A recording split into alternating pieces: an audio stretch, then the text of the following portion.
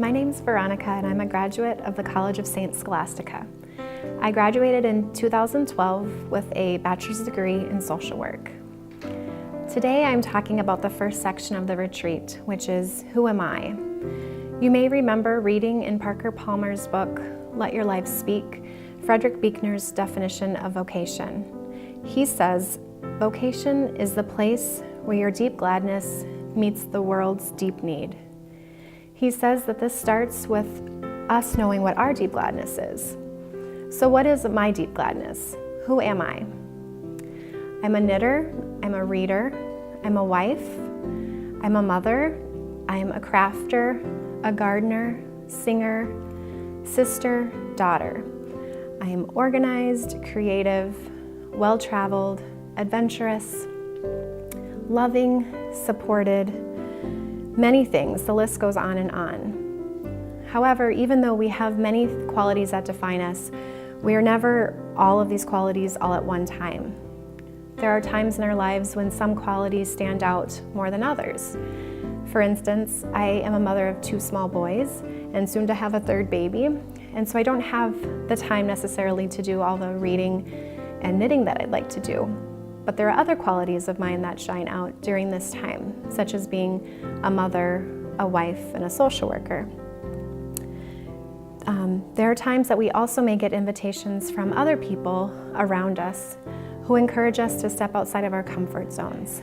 They invite us to be part of roles and combine our gifts, abilities, and desires to help those in need around us. Who we are can change from time to time, but we are always our true self at the core, because we are who we are from birth. I attended college right out of high school and came from a town of 300 people, so it was a very small town.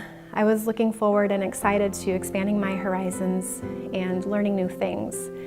So I was excited about being able to take the opportunities over spring break to be part of service trips where I went to different places.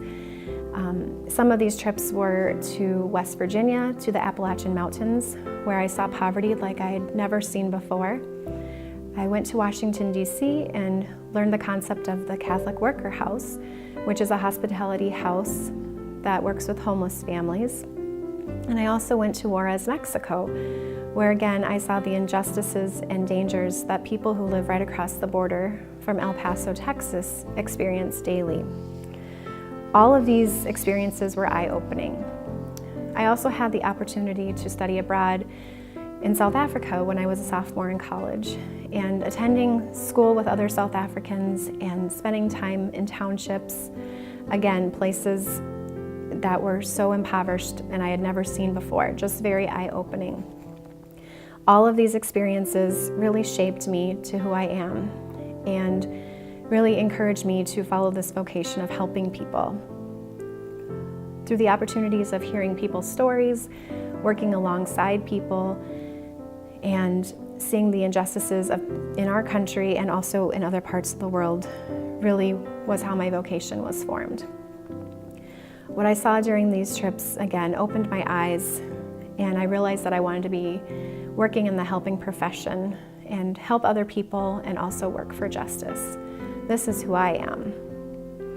I can remember during these experiences feeling a sense of calmness, feeling like I knew that I was in the right place, that my vocation was being formed. And as I've grown older and have continued to have volunteer opportunities and just through my work experience, I've been affirmed that this is my vocation. A few years ago, I went back to school to study social work and had the opportunity to, again, continue shaping who I am and ensuring that I was having a solid, well-rounded education so that I could be the best social worker that I could be when helping other people. Sometimes vocation feels clear and you feel excited and feel like you know exactly what you want to do, and other times vocation can be very scary. I remember being pregnant with my first child and standing in the kitchen crying, and my husband was hugging me because I was so nervous about this vocation to motherhood. I was nervous about this new experience that we were going to have. I was worried that I wasn't ready, that I didn't want to do it, and that I wasn't going to be very good at it.